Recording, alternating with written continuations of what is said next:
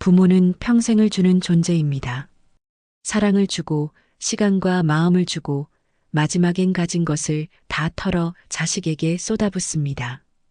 그것이 당연한 일인 양 살아왔고 자식도 그 당연함 속에서 컸습니다. 그런데 어느 날 더는 줄 수 없는 상황이 찾아옵니다. 몸이 아프고 돈이 끊기고 감정도 지쳐버린 그 순간 부모는 깨닫게 됩니다. 자식이 언제부터인가 예전 같지 않다는 걸. 대화는 줄어들고 연락은 뜸해지고 얼굴에는 무표정만이 남습니다. 왜일까요? 정말 시간이 없어서일까요? 바빠서일까요? 아니었습니다. 부모가 더는 줄 게 없을 때 자식의 진짜 속마음이 드러나기 시작합니다. 자식은 부모의 거울이라 했습니다. 하지만 그 거울은 때로 부모가 보고 싶지 않은 진실까지 비춥니다. 어릴 적에는 부모만 바라보며 자랐던 아이가 청년이 되고 어른이 되어서는 조건에 따라 달라지는 태도를 보입니다. 줄 것이 많을 땐 다정했고 도와줄 수 있을 땐 살갑던 자식이 부모가 약해지고 의지하게 되자 거리를 둡니다. 눈빛은 식고 말투는 짧아지고 심지어는 짜증과 무심함이 행동으로 나타납니다. 그 순간 부모는 묻습니다. 내가 뭘 그렇게 잘못했을까? 어디서부터 틀어진 걸까? 하지만 자식은 아무 말도 하지 않습니다. 그저 상황이 그렇다는 말로 부모의 마음을 가르며 돌아섭니다. 이기적인 자녀는 위기 속에서 본색을 드러냅니다. 평소에는 알 수 없습니다. 어버이날에 꽃을 사오고 생일마다 전화를 하고 명절에 얼굴을 보이는 것만으로도 효도라 생각하게 됩니다. 그러나 부모가 힘들어지고 기대고 싶어질 때 그 자식이 짜증을 내거나 침묵으로 대응한다면 그것이 바로 진심입니다. 평소의 예의는 사회적 의무일 수 있지만 위기에서의 태도는 그 사람의 본성을 드러냅니다. 그리고 부모는 그 순간 처음으로 알게 됩니다. 자식이 자신을 진심으로 사랑했던 것이 아니라 무언가를 기대했던 것인지도 모른다는 사실을. 이런 상황은 결코 특별한 일이 아닙니다. 주변에서도 자주 들립니다. 아들이 한 번도 병원에 데려다 주질 않아요. 며느리는 제가 도와줄 땐 자주 오더니 이제는 연락도 안 와요. 그 모든 이야기는 공통된 패턴을 가집니다. 줄 것이 있을 때는 가까이 오고 더는 줄 것이 없을 때는 멀어진다는 것. 부모로서의 가치가 줄어들자마자 관계도 희미해지는 그 차가운 진실 앞에 부모는 할 말을 잃습니다. 그것은 사랑이 아니라 거래였다는 걸 뒤늦게 깨달은 순간 가슴이 무너집니다. 하지만 지금부터라도 마음을 단단히 할 필요가 있습니다. 자식이 다 그렇다는 것이 아닙니다. 단지 우리가 너무 많은 것을 줬고 스스로를 지키지 못했을 뿐입니다. 그들이 기대는 대상이 아닌 존중받는 존재가 되기 위해선 지금부터라도 관계를 다시 세워야 합니다. 감정이 아닌 현실을 바라보고 관계의 온도를 정확히 측정해야 할 시점입니다. 부모가 더는 줄 게 없을 때 드러나는 자식의 태도는 슬프지만 가장 진실한 단면입니다. 그 단면을 외면하지 말고 담담히 바라볼 수 있는 힘이 필요합니다. 자식의 본색은 부모가 기대거나 약해졌을 때 드러납니다. 병원에 가는 날, 손이 필요한 날, 감정적으로 위로받고 싶은 날에 자식이 어떻게 반응하는지를 보면 그동안 가려져 있던 진심이 모습을 드러냅니다. 한 어르신은 무릎 수술을 앞두고 자식들에게 입원 동행을 부탁했습니다. 첫째는 회사 일정이 바쁘다며 어렵다고 했고, 둘째는 아이가 아파서 안 된다고 했습니다. 결국 혼자 입원 수속을 밟고 간호사에게 부탁해 수술 준비를 마쳐야 했습니다. 그분은 말했습니다. 돈 보낼 땐 그렇게 빨리들 오더니 내가 아프다고 하니까 다들 사라지더라고요. 이런 사례는 결코 드문 일이 아닙니다.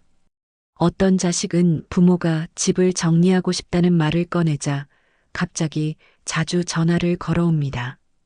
부모가 노후 자금을 언급하자 갑자기 태도가 부드러워지고 손주들 이야기로 화제를 돌립니다.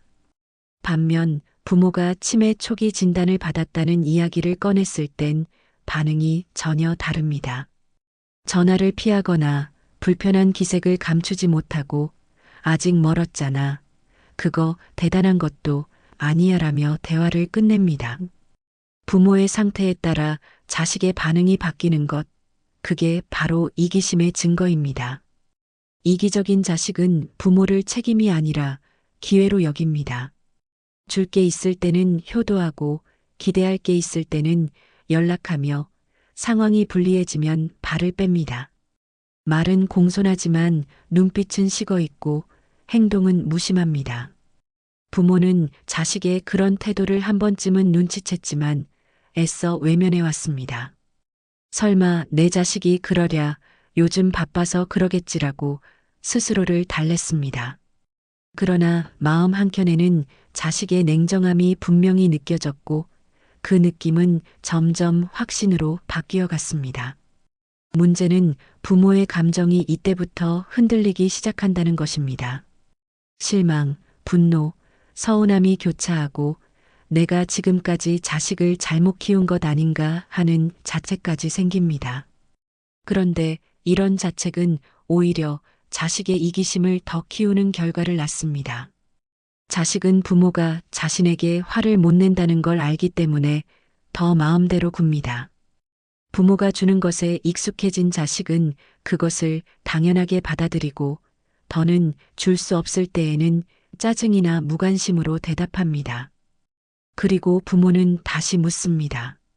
내가 뭘 그렇게 잘못했을까? 그러나 잘못은 어디에도 없습니다. 다만 부모가 너무 오래 주는 사람으로만 존재했다는 점에서 시작된 균형의 붕괴일 뿐입니다.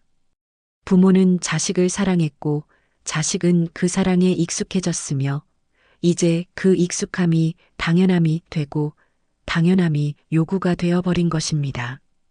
그 요구가 충족되지 않을 때 자식은 실망하고 부모는 고립됩니다. 이 고리를 끊지 않으면 부모는 점점 더 외로운 존재로 남게 됩니다.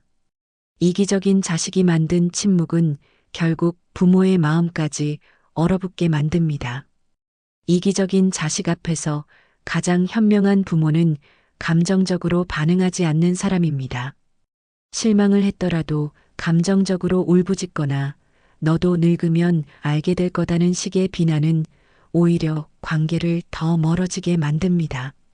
현명한 부모는 자식의 본색을 인정하되 거기에 휘둘리지 않습니다.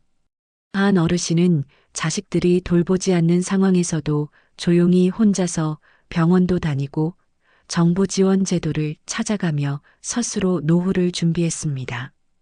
이제는 기대지 않으니 마음이 편해졌어요 라는 그분의 말은 스스로를 지키는 방법을 배운 어른만이 할 수 있는 태도였습니다. 현명한 부모는 기대를 줄이는 대신 기준을 세웁니다. 자식에게 바라는 마음은 누구에게나 있습니다. 하지만 그 마음이 크면 클수록 실망도 커지게 마련입니다. 그래서 자신이 감당할 수 없는 기대는 애초에 품지 않는 것이 지혜입니다. 대신 자식과의 관계 속에서 스스로 지켜야 할 선을 정해둡니다. 도움은 주되 의무는 아니다. 줄 수는 있지만 요구받을 이유는 없다. 함께하되 내 시간을 먼저 지킨다는 원칙은 부모가 자식에게 휘둘리지 않고 존중받기 위해 꼭 필요한 자세입니다.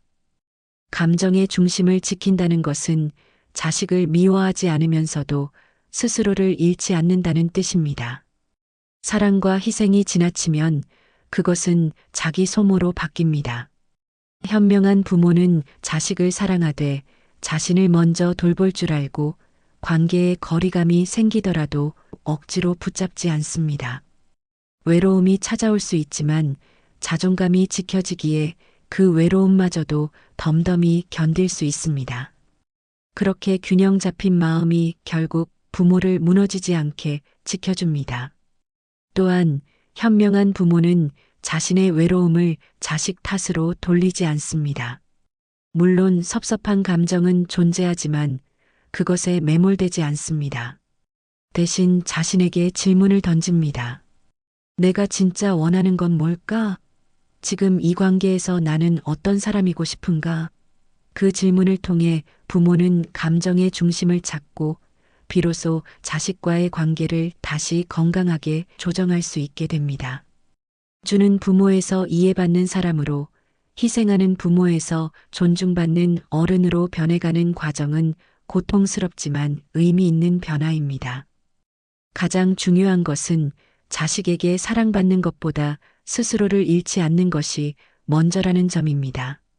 현명한 부모는 자식이 떠날 수도 있다는 사실을 인정하고 그럼에도 자신의 삶을 잘 살아낼 준비를 합니다.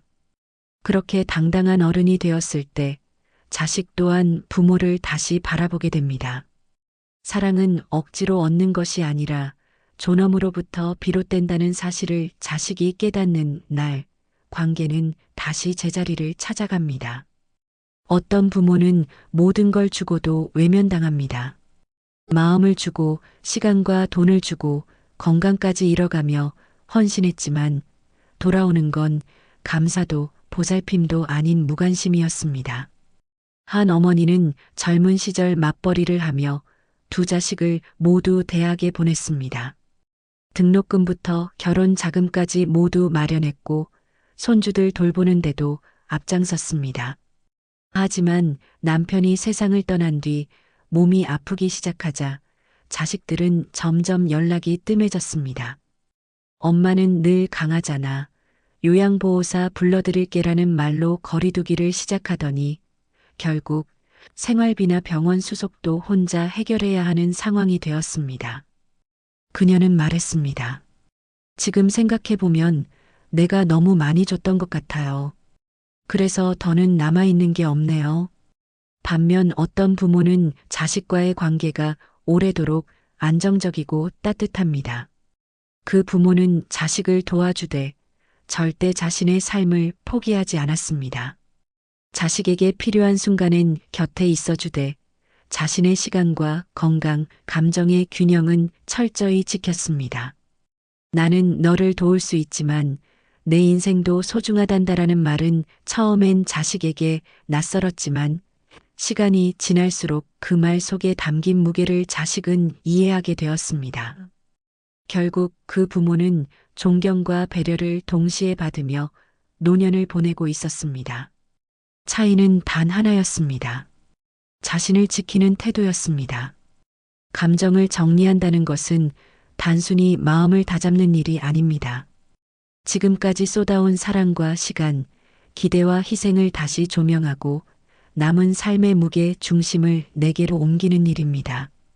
왜 나에게 이런 일이 생겼을까가 아니라 앞으로는 어떻게 살아야 내 마음이 덜 다칠까를 고민해야 합니다. 감정은 쉽게 풀리지 않습니다. 하지만 방향은 바꿀 수 있습니다. 자식의 태도에 실망하고 서운한 날엔 그 감정을 억누르지 말고 조용히 들여다보는 연습이 필요합니다. 감정을 모른 척할수록 관계는 더 왜곡되고 결국 고립은 깊어집니다. 감정을 정리한 부모는 더 이상 자식에게 과하게 매달리지 않습니다. 그렇다고 완전히 끊어내지도 않습니다. 다만 그 관계 속에서 자신을 지키는 경계를 명확히 하고 감정의 수위를 조절합니다. 사랑하되 의지하지 않는다. 돌보되 조종하지 않는다. 기대하되 실망에 무너지지 않는다는 태도는 자식과의 관계를 부드럽게 유지하면서도 내 마음을 보호해 줍니다. 그렇게 마음의 벽이 아니라 마음의 울타리를 만드는 것입니다. 이기적인 자식 앞에서 무너지지 않으려면 우선 스스로를 아껴야 합니다. 나를 먼저 이해하고 나의 기대를 정리하고 나의 하루를 잘 돌보는 사람이 되어야 합니다. 부모는 줄 수 있는 존재이지만 그 전에 하나의 인격체입니다. 자식이 그것을 인식하지 못한다면 부모가 먼저 스스로를 존중해야 합니다. 내가 나를 존중하는 태도는 자식에게도 함부로 대할 수 없는 부모라는 인식을 심어주게 됩니다. 그리고 그것이야말로 늦지 않게 관계를 지켜내는 가장 현실적인 방법입니다. 부모가 더는 줄 수 없을 때 자식의 진심이 드러납니다. 그 진심이 따뜻할 수도 있고 차갑게 느껴질 수도 있습니다. 하지만 그 순간이야말로 우리가 자식과의 관계를 진짜로 이해하게 되는 시점입니다. 평소에는 말하지 못했던 감정이 드러나고 감춰졌던 욕심과 태도가 겉으로 나타납니다. 그리고 우리는 묻습니다. 내가 사랑했던 자식이 왜 이토록 낯설게 느껴지는지. 그 답은 오래전부터 있었지만 이제서야 들여다보게 된 것입니다. 이기적인 자녀는 부모가 주는 것이 당연하다고 여깁니다. 그들은 어릴 적부터 무엇이든 받아왔고 크면서는 그 받음이 권리라고 믿게 되었습니다. 그러나 현명한 부모는 알고 있습니다. 아무리 사랑해도 아무리 아껴도 자식의 삶과 태도는 부모가 다 책임질 수 없다는 사실을, 결국 관계는 주는 것의 총량이 아니라 서로의 마음을 얼마나 이해하고 존중하느냐로 유지된다는 사실을 늦게나마 깨닫게 됩니다. 이제 우리는 선택해야 합니다. 계속해서 마음을 소모하며 자식을 붙잡을 것인가, 아니면 관계의 방향을 바꾸어 나를 먼저 지킬 것인가. 늦었다고 생각되는 지금이 가장 빠른 시작일 수 있습니다. 감정을 정리하고 기대를 내려놓고 다시 내 삶의 중심으로 돌아오는 일. 그것은 자식을 미워해서가 아니라 나 자신을 사랑하기 위해 필요한 과정입니다. 그래야 비로소 자식과의 관계도 다시 제자리를 찾을 수 있습니다. 지나친 희생은 사랑이 아닙니다. 사랑이란 서로가 지켜야 할 선을 알고 그 선 안에서 마음을 나누는 일입니다. 부모라는 이름은 평생을 주는 자리입니다. 하지만 그 자리를 지키기 위해 내가 완전히 무너져야 하는 건 아닙니다.